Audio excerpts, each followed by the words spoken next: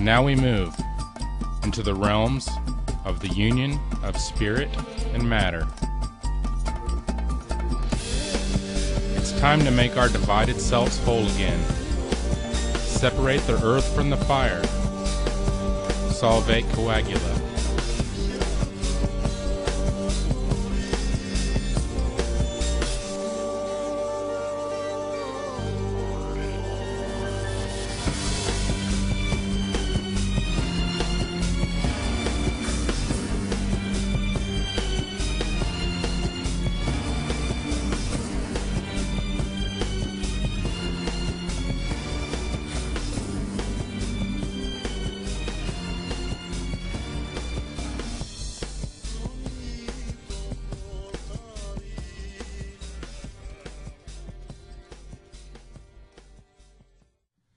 In alchemy, we have a very sacred science for bringing the lead of an undeveloped consciousness up to the level of a fully developed consciousness of gold, magnificent and incorruptible.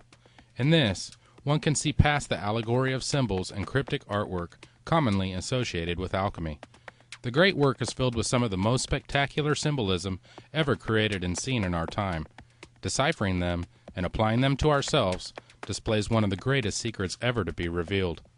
In previous films, we have examined the basic principles of alchemy, which would be expanded on in greater detail here. One of the most important symbols in alchemy is that of the philosopher's stone. While it may not be as well known, its significance cannot be taken lightly. The symbol of the stone can be used as a key in order to aid in the decrypting of alchemical imagery and lend meaning to many other symbols. The stone itself, in many ways, is indeed a key. But what exactly is the meaning of this symbol? The generally accepted explanation seems to be that of describing the relationship between the physical and spiritual realms, and our part in that relationship. In the stone, we can be seen as a divine being encased in matter, with the intent of performing work on the physical plane. This work is nothing short of being able to exist beyond the material world, a consciousness perfected as a stone by doing the work needed to achieve it, the great work. By working with the constituent parts represented by this symbol and bring them together as a whole, we come into union with that which is the whole, the one. We will now go through some basic aspects to understand the process of the great work, which began with the one, or as it's sometimes referred to as, the all. Please take note as we begin. This is not about religion or established dogma or creed. This is about advanced spiritual science, pure and simple. Therefore, when we mention the one or the all, it may or may not be directly referring to deity, but rather to the creative force which encompasses all that is and is not. The one is everything, every potentiality, every outcome. It is the divine principle and prima materia. The one is Alpha and Omega, the beginning and the end of the great work, and in this is sometimes represented by the Ouroboros. This is one of the most perplexing and fulfilling aspects to fully understand, and many of us spend a lifetime attempting to do so. In this principle, we examine the concept of duality. In alchemy, we see what is perhaps one of the most easily understood depictions of duality from all traditions. This is seen as the sun and the moon, or Sol and Luna, sulfur and mercury, or the red king and the white queen. This is found throughout that entire attempt to describe the law of opposites, male, female, light, dark, active, passive, and high and low. In Eastern traditions, we see this as yin and yang of the Tao. Surely, aspects of the nature of duality are no accident or coincidence. These are sometimes represented in alchemical imagery as two opposing dragons. One is winged or volatile, one is wingless or fixed. Although we have opposing forces that represent separation, they seek union and to be in balance and harmony. For the alchemist, they strive to reconcile these differences within themselves and create this union. This is done through a process known as solvate coagula, to separate the pure from the impure, the subtle from the gross in the emerald tablet. When done properly and in sufficient repetition, the two can come together perfected as one. This is represented as the perfect matter in the androgyne or hermaphrodite in alchemical imagery.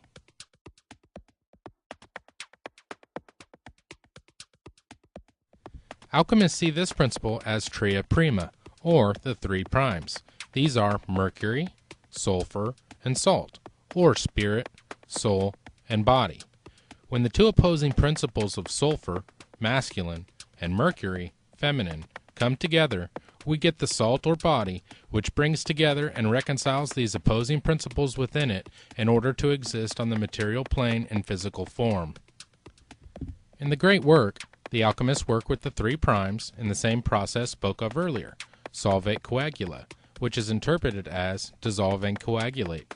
This dissolving is done to free the soul and body, or sulfur and salt, using mercury or spirit.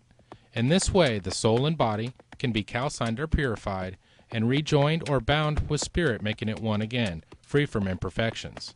All things which exist contain these three principles.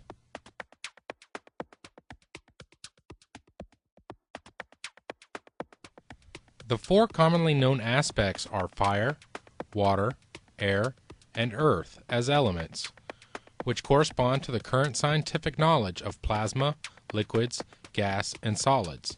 In Kabbalah, these are known as Yod, He, Vav, He, or Jehovah.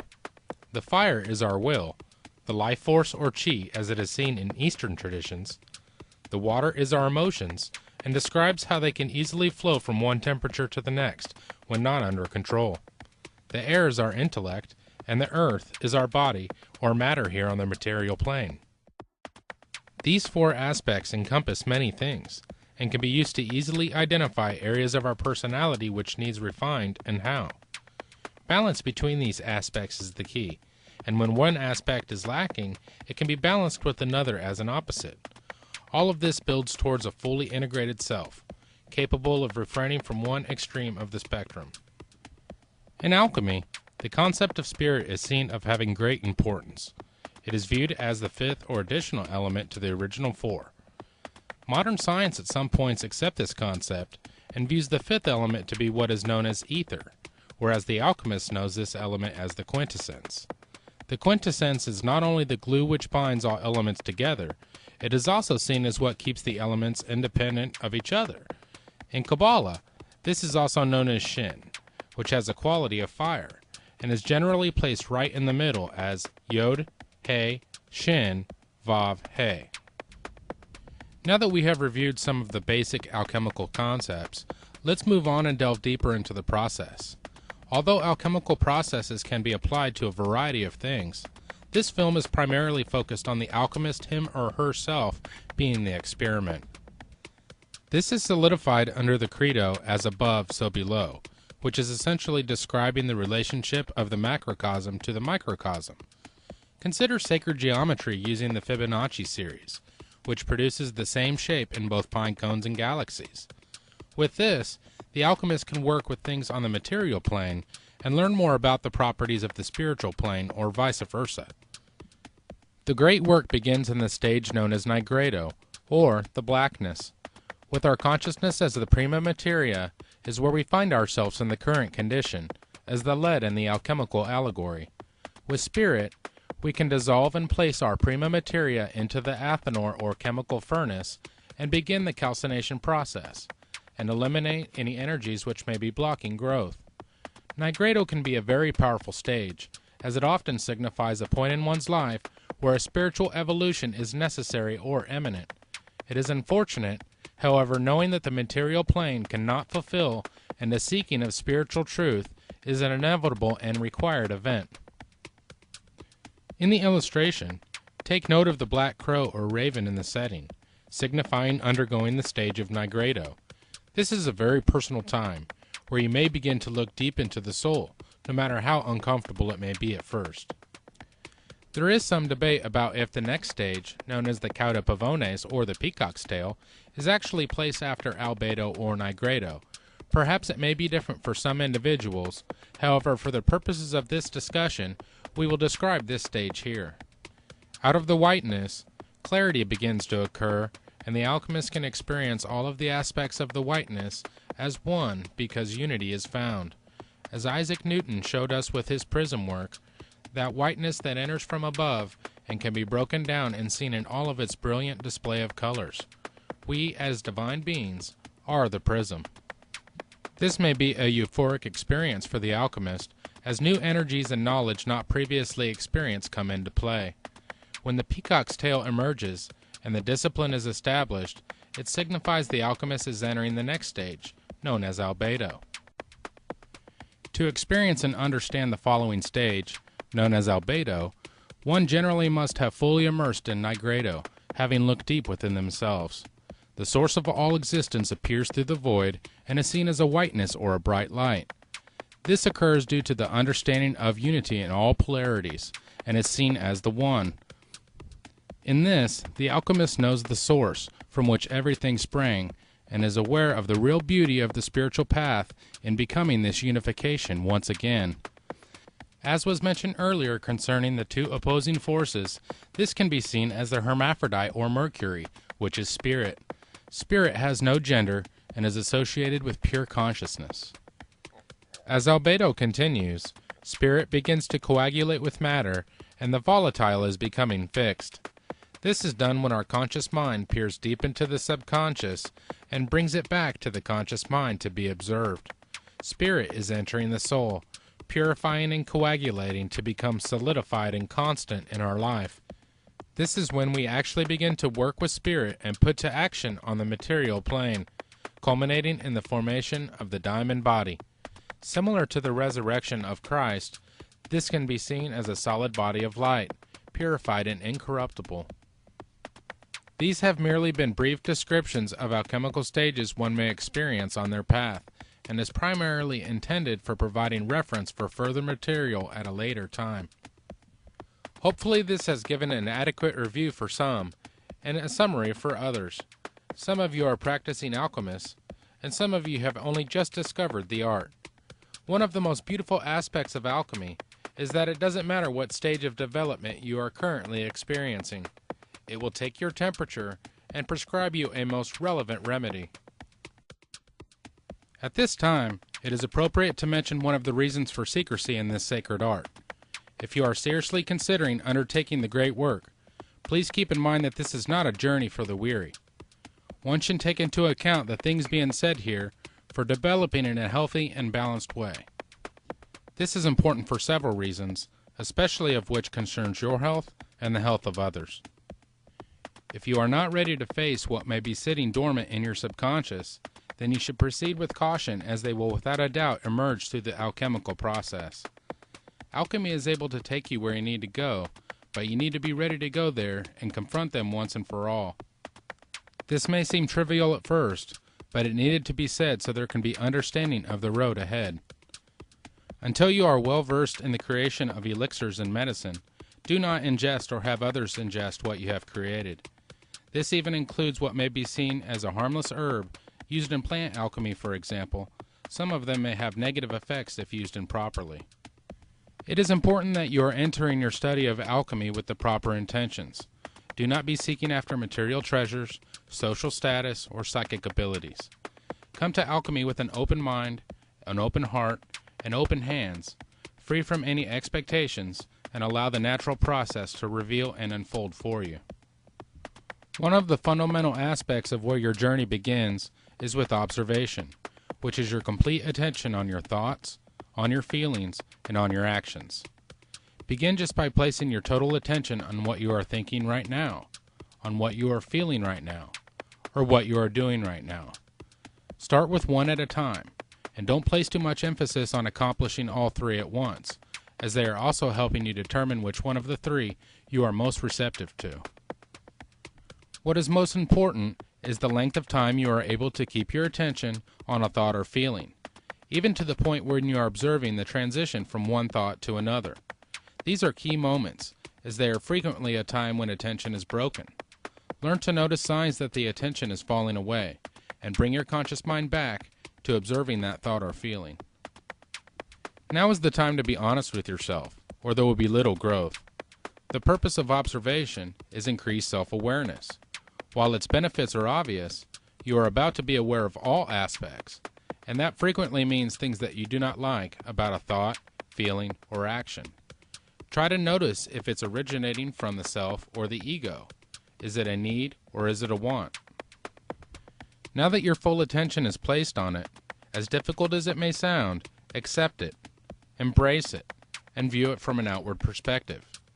This is what separates everyday life with alchemy, which you are aware and you plan to take action upon it. An alchemist should always welcome these energies, find an alternative energy to give it new form, and transmute it through an opposing principle. This is where the recognition and utilization of archetypes can be beneficial, as you will soon be met with resistance to changes you know are beneficial to the self. This resistance occurs from the ego. This may be one of the first times that you have allowed illumination of consciousness onto your ego personality, and as you can imagine, it is beginning to feel a bit threatened. The ego is a survival mechanism which is built in, and in many cases really does feel it has its best intentions in mind. Develop your ego so that it becomes flexible, and allows itself to be molded by your conscious input from the self as well. To assist in the transmutation, bring into the consciousness and utilize an archetype which represents a principle of opposition. Through a process known as sublimation, you will connect your internal opposing principles together in order to change or transmute one energy signature to another. Aspects of your personality have a polar opposite. Especially for new initiates, an opposing principle has the ability to efficiently provide balance. More advanced or strong-willed alchemists may have the ability to transmute directly through the application of fire or will. You may have heard of this in different terms by others who may employ it, sometimes even for financial gain. The names they frequently go by are neurolinguistic and neuroassociative programming, the secret, or something similar. But they all employ one idea that has been utilized for millennia. Thoughts, feelings, and actions can be interrupted and replaced with a more favorable alternative. The most efficient means of accomplishing this is through a polar opposite. So where there is fear, love would be the appropriate balance. This is your dragon, the opposing principle of the self, your ego personality. Does this archetype have your conscious illumination? Does it integrate with the will of the self and of cosmic consciousness? This fire-breathing dragon must be observed and worked with in order to share in the will of the self and rescue the white-dressed woman from capture, letting the pure water flow freely. The tale of this allegorical process tell of the situation at hand, as well as the method for handling it, through conscious integration and balance of the polar opposites. Deep within this stage or process, your internal soulmate appears. In Jungian psychology, this is known as the anima for males and the animus for females. Not only is this opposite a perfect example of your opposite sex, it also represents areas and aspects within you considered to be only for the opposite sex. This may represent certain types of thoughts, feelings, or actions you may be internally ashamed of if recognized or exposed. It should be noted how important this aspect of alchemy is for your continued achievement, that you are able to balance a thought, feeling, or action against its polar opposite and reconcile between them equally to share of their cooperation, influence, and contribution. Now, see, the archetype is a force, it has an autonomy. It can suddenly seize you. It is like a seizure. Yeah. So, for instance, falling in love at first sight, that is such a case. You see, you have a certain image in yourself without knowing it of the woman, of the woman. Yeah. Now you see that girl, or at least a good imitation of your type. Yeah. And instantly you get a seizure, and you're gone. Yeah. And afterwards you may discover that it was a hell of a mistake. Or you see, a man is quite capable, he's intelligent enough to see that that woman of his choice, as one says, not no choice, he has been captured. Yeah. You know, he sees that she is no good at all, Yeah. that she is a hell of a business. And And he tells me so, and he said, for God's sake, doctor, help me to get rid of that woman. He can't. He's like clay in her fingers. And that is the archetype. That is the so-called archetype of the anima. Yes, yes. He thinks it is all his soul. Well, in our Dutch it's a bit complicated, you know. The anima is an archetypal form expressing the fact that a man has a minority of feminine or female genes. Yeah. And that is something that doesn't disappear in him. That is constantly present. And it works as a female in a man. Therefore, already in the 16th century, the humanists have discovered that man has an anima. I see. And that each man carries his female with himself, they say it. Yeah. If you are having issues properly visualizing and bringing in the needed archetypes into your conscious illumination, try to observe your state of mind and determine if it needs adjustment. It is best to have a steady mind when working with alchemy, as well as mental focus. If you find it difficult to attain this, try this simple exercise. Begin by focusing on your breath. Do not try to change it, and just observe your breathing as natural and automatic. Begin to count your breaths for as long as possible. When you notice that you have stopped counting, start over. This can be applied to several methods, so you are encouraged to get creative with it, with the point of exercising the intellectual faculties and maintaining focus and a steady mind. You will eventually be able to count to a very high number and even be able to perform other tasks easily while continuing.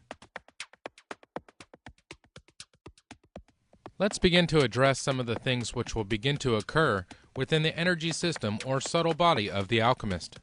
Alchemy is a lot like yoga in its perception of the energy structures of mankind, as well as methods to bring balance to these centers and increase the energy flow among them. In the West, probably the most well-known symbol depicting the energy channels of Sol and Luna is the caduceus.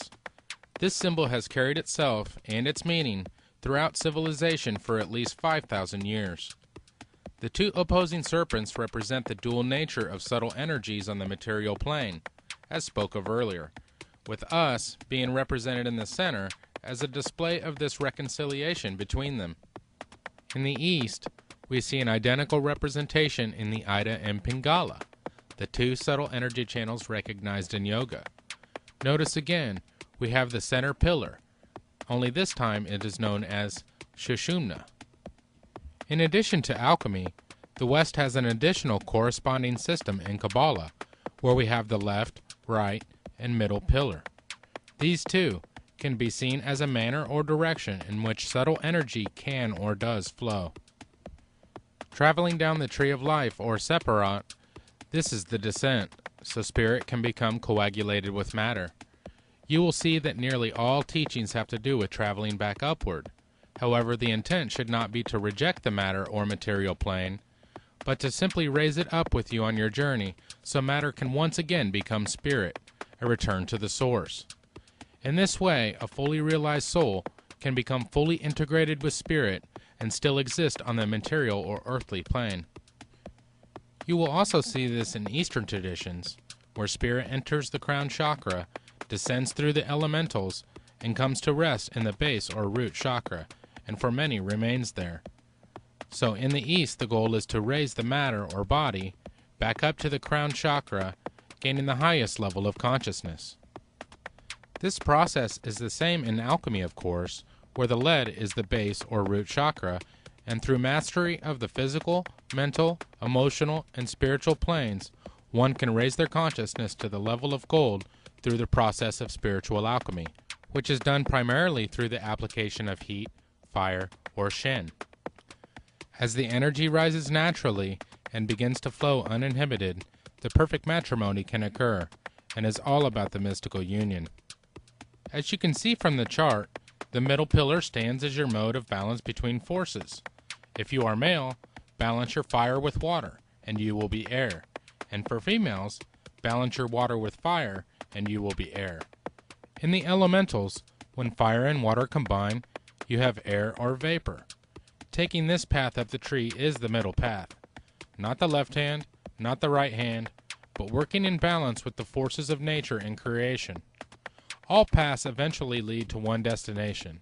However, taking one polarized path can lead one through vices, hardened materialism, and thorns, while taking another polarized path can lead one through the clouds, high above and forgetting the importance or even some cases even hating or despising our material existence.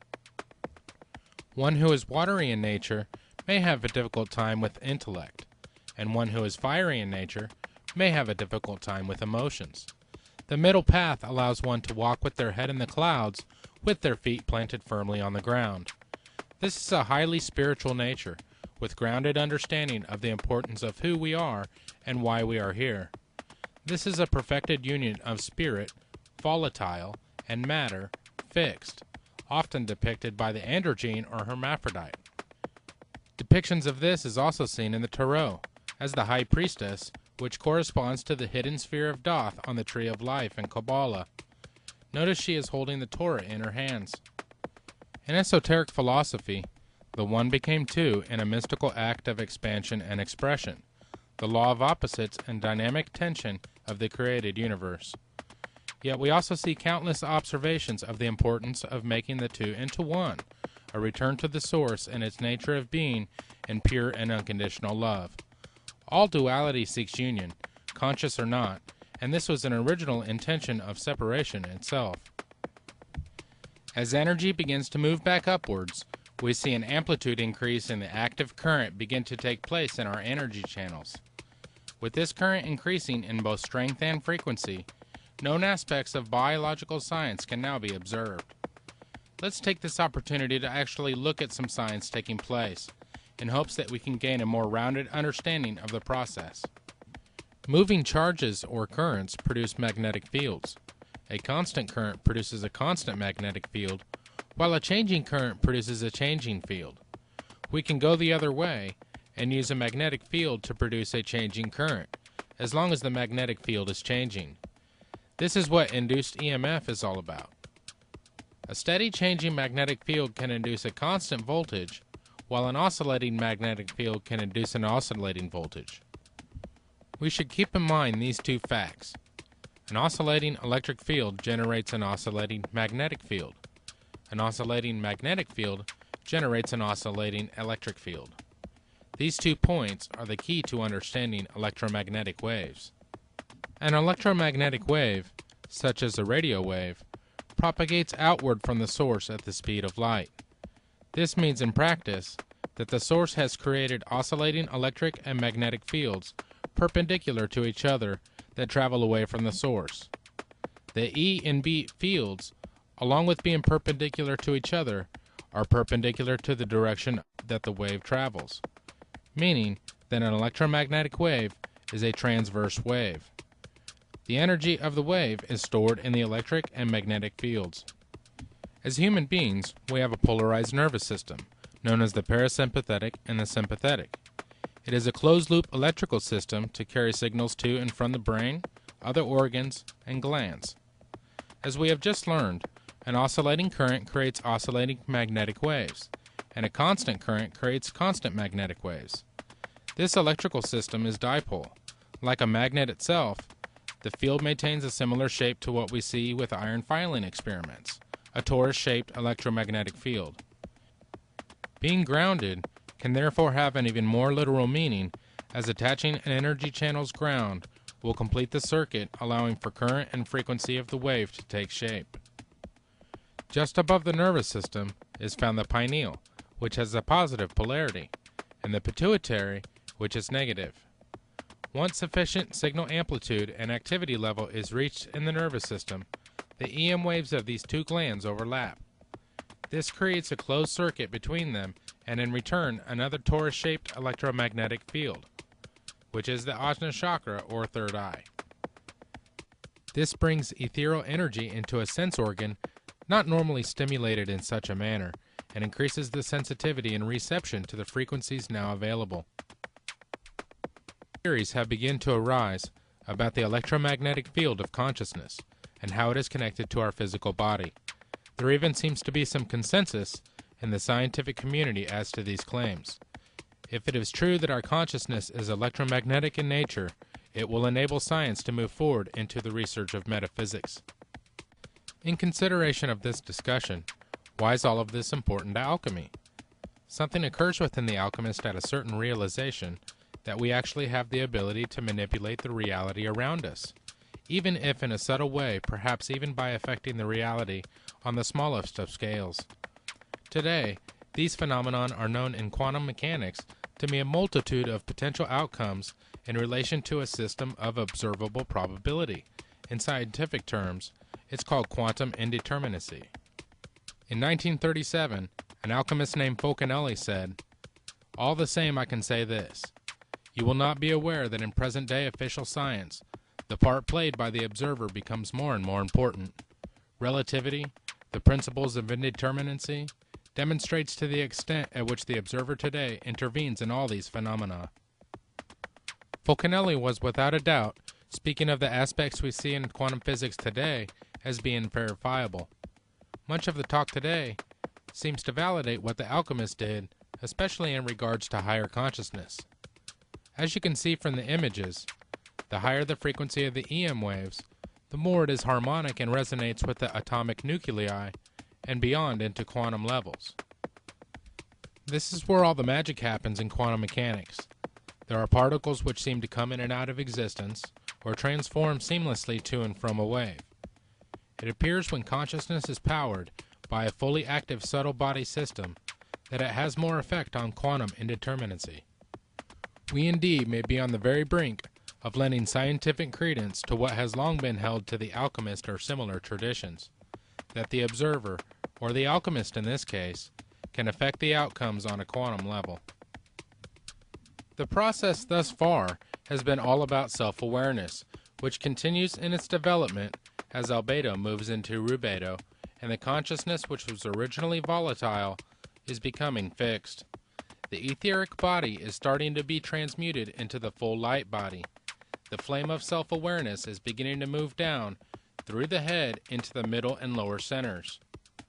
Depending on a particular alchemical path, your focus may have been for it to enter the heart, and then the etheric rose comes back out of the heart center and enters the head center, illuminating the area between the pineal and the pituitary. This is one of several similarities between Christian and Rosicrucian traditions, when the focus of self-awareness occurs through the opening of the heart with unconditional love. This is a devotional path. For many traditions in the East, the path generally has more to do with the hands, or actions. We see this in aspects of karma, and that the proper action can help to aid in the free flow of energy through the channels once again. These make up the three major energy centers worked with in most traditions. Even though some may have more prominence than others, nearly all have the goal of bringing in etheric energy and illuminating all of the centers eventually. When you have done your work with the needed effectiveness and sufficient energy passes through these centers, the blackness turns to whiteness, and you have entered albedo and are entering the unity of the self, finally becoming whole. It was mentioned previously that consciousness could very well be electromagnetic in nature and could explain why the etheric body is charged when more energy is allowed to flow freely. This may also be responsible for not only what is known as auras to be more visible, but also allow one to see others' auras more clearly when taken into account the Ajna chakra. As the etheric body makes up our consciousness, it is affected by these changes in a most spectacular way. Lucid dreaming, astral travel, and OBEs may become very frequent occurrences. Your consciousness is energizing and solidifying, becoming intricate, complex, and literally hardening into a stone. This stone is the key few are blessed enough to find each century, for it unlocks all doors. The ability to move the consciousness into the light body is a fundamental aspect of the Philosopher's Stone, and is steeped and cloaked in the mysteries of eternal life. Because the consciousness is hardened into a stone and body of pure light, as the original physical body may fail, the self-awareness is eternal. This is the stone, in all of its glory. It is the holy grail so many seek out with their heart. If you recall, when we discussed the symbol of this elusive stone, we spoke of it being able to help a new initiate in decoding the alchemical imagery. Very quickly, you will gain an inner knowing of the different symbols and their meanings. However, an intellectual understanding lays an important groundwork for making associations in the consciousness. As you are most likely beginning to notice, the knowledge of the process and the imagery display an unmatched form of communicating details of such a subtle and spiritual science. The entire process is summed up with one image, and it's doing its very best to describe a result. Describing what occurs when one gains the stone is not possible with human words or functions. However, it can be experienced on a personal level in a way that could never be spoken or written about. Your journey began in the blackness of Nigredo, yet here you are, having allowed your spirit to dissolve and then coagulate until albedo has given way to rebedo, the redness. This is nearly the completion of the great work, and the opposing principles within you are fully reconciled. Do not be surprised or worried if you take a step back along the way. In most cases it is for the better, and passing through these stages is much easier the second time. After you have reached this point, remember, one door opens many, and although your journey has required endurance, there is something major at the forefront of your soul and consciousness. The journey is not over. There's still one union that makes up the true purpose of them all, and is the completion of this alchemical genesis. It is now time to come full circle and experience the true source of all, and return to it when it's time. The union of opposing principles within you is only part of the reason of our existence, and is a stepping stone for fulfilling it to its entirety. The mystical union of opposites between the personal and cosmic scale, that is to say the microcosm and macrocosm, is none other than the self and the one. As above, so below. We see this process occur all the way down to the atomic level. In physics, it's what is known as covalent bonding, where elementals may combine due to deficiencies that each have. In addition to the previous discussion, we wanted to also provide a safe and reliable manner to get started with laboratory work on the physical plane, serving to strengthen the bond that you are laying down in the subconscious. Just try to remember, you are having to deprogram aspects that have been solidified or latent since around the time you are given a name, so performing laboratory work is a very beneficial way to ensure that the messages are making it to the needed faculties. There are a couple types of physical alchemy to work with, as well as many methods. For the purposes discussed here, we will not be going into any advanced work. It would require a great deal of precautions and go beyond the current scope of things. In what is known as mineral alchemy, you have what correlates to the advanced stages of alchemy, known as the great work. You should begin with the physical work which is relevant to where you are at this time, otherwise it will be far less effective. In the beginning of our journey, we have what is known as the lesser work, in which we begin to work with plant alchemy in the area of spiritual and physical medicine called spagyrics. These are the beginning stages of the physical work that is to be performed on the physical plane as experiments. As in quantum physics, where we are increasingly seeing the role that the observer plays in scientific experiments, so we also have with alchemy, where the alchemists themselves are seen with great importance to their experiments. In fact, this is what separates the creation of an elixir from that of merely a tincture which can be found at many health food stores. It is this interaction with the subtle energies of the alchemist which greatly adds to an elixir's spiritual and medicinal benefit. Remember the motto Solvate Coagula. This is put into practice here. The plant or herb used contains a dual nature, its soul or essence, and its body or matter. You will use or add spirit, in this case alcohol, to separate them for purification and later to hold them together when coagulated. In the creation of a true and basic elixir in plant alchemy, you will do the following, but first, you will need some materials to get started. A mortar and pestle, or something similar, for grinding the herb. 1 ounce of the herb of your choice, according to the qualities of healing you are creating the elixir for. For example, the sun, you will use an herb that is ruled by the sun. an 8-ounce jar, such as a mason jar, a bottle of grain alcohol or high-proof vodka for separation, a glass pan for calcination, a fine filter for separation of the liquid from the plant matter. Coffee filters will do. A funnel will also make the transfer for the solution easy, and a bottle, preferably with a dropper, for dispensing the elixir. When you are ready to begin, read through the following steps several times and familiarize yourself with them. This is also done to enter a certain mind state for the metaphysical operations you are about to undertake. Let's say you are creating an elixir with solar properties. Begin first with a prayer or meditation on the qualities of the solar principle, and ask that these qualities may be perfected in you through your experiment. Hold this state and begin.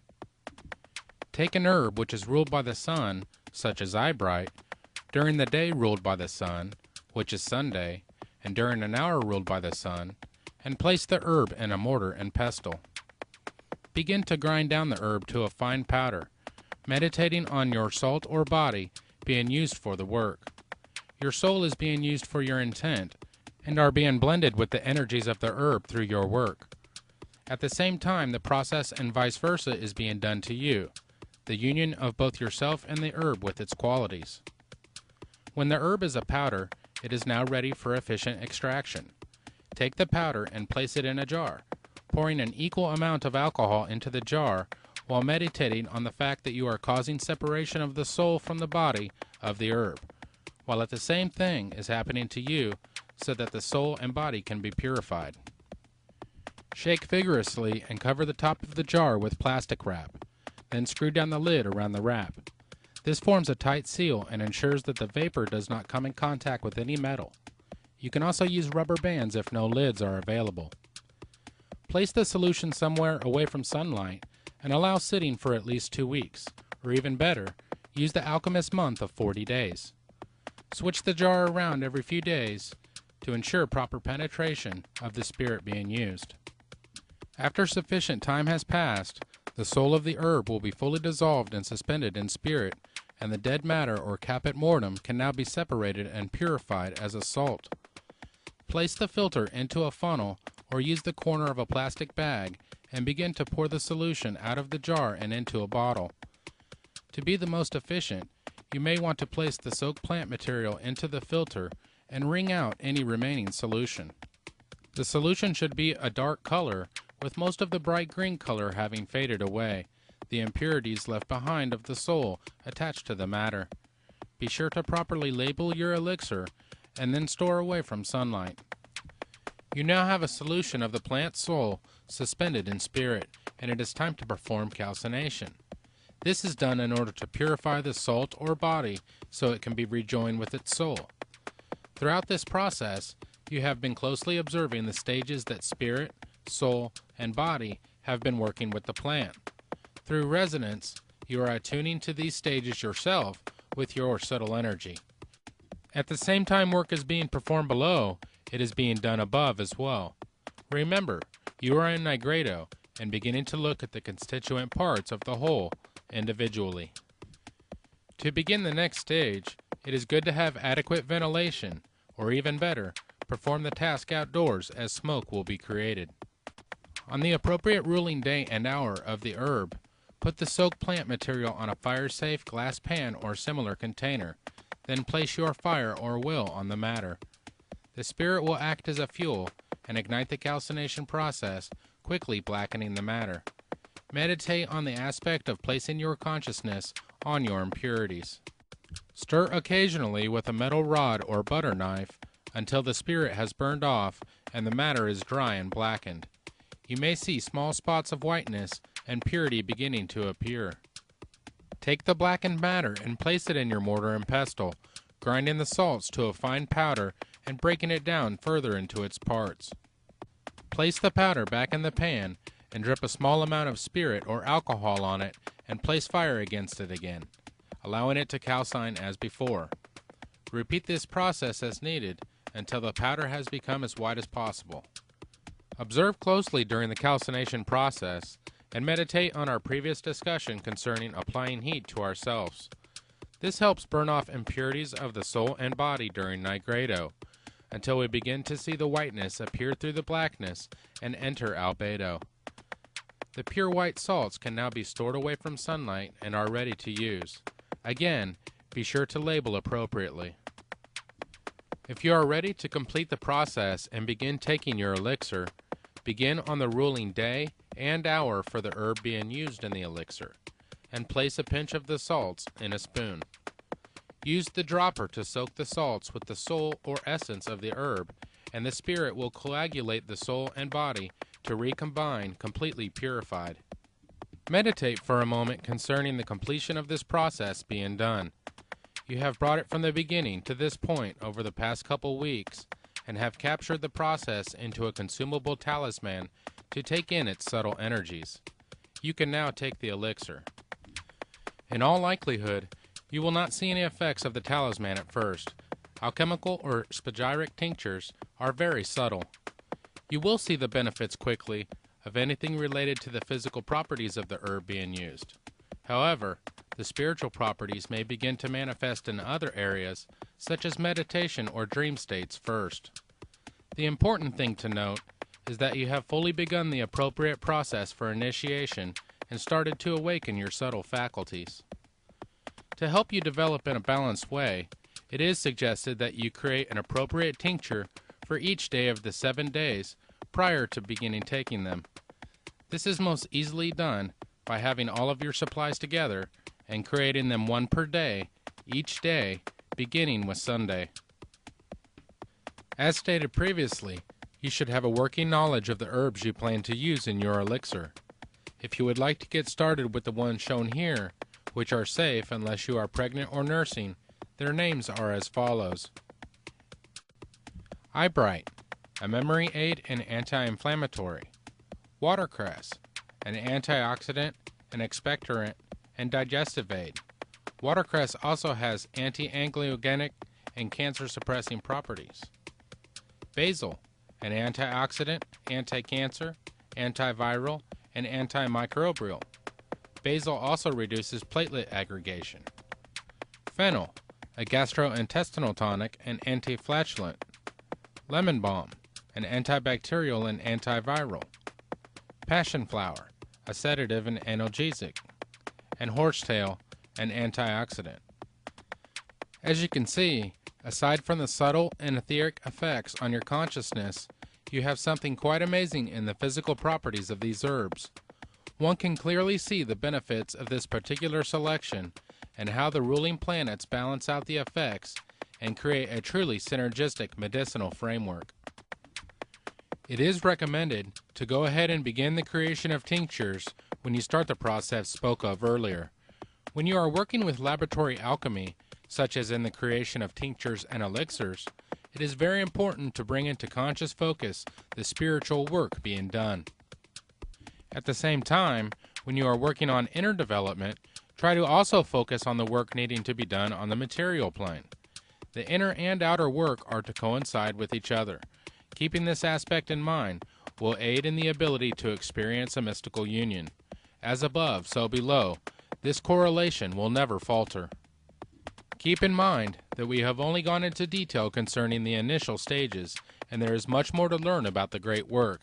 It is simply too extensive to cover in one setting, nor would it be beneficial. Alchemy, as well as alchemical aspects of similar traditions, is all about the process, and this rings true in nearly every area of the art. The great work is just that. Many times is a lifelong pursuit, and is written about by the many who have come before, describing its level of commitment. As the ageless alchemical motto reveals, pray, study, read, read, and read.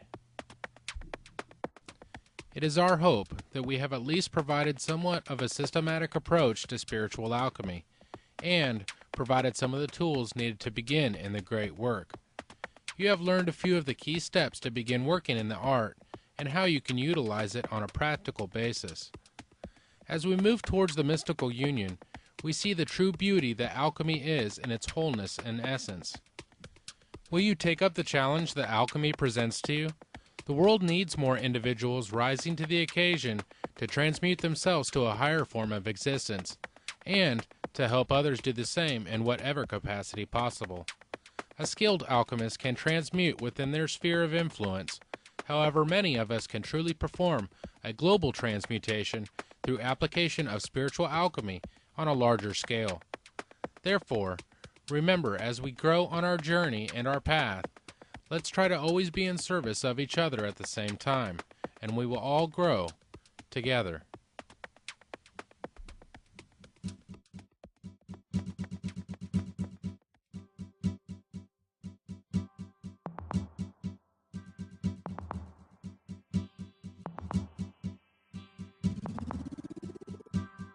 You see issues, we see chances.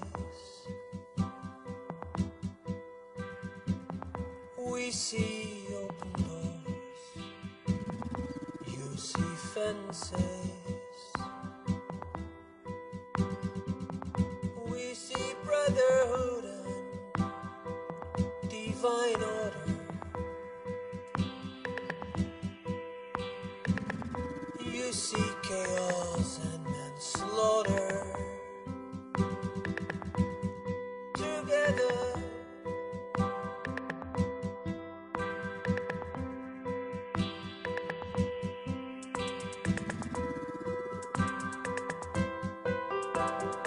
we see future, you see history.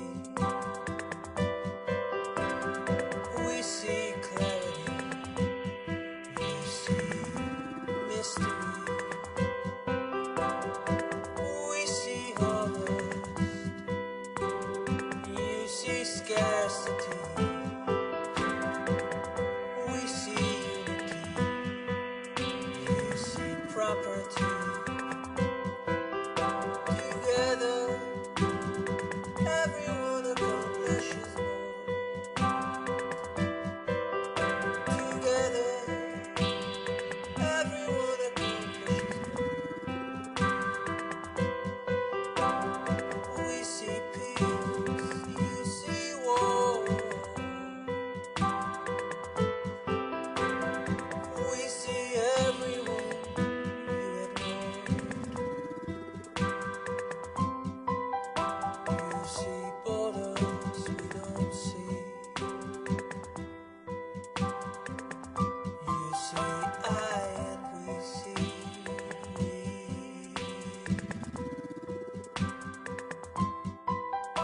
Together, everyone accomplishes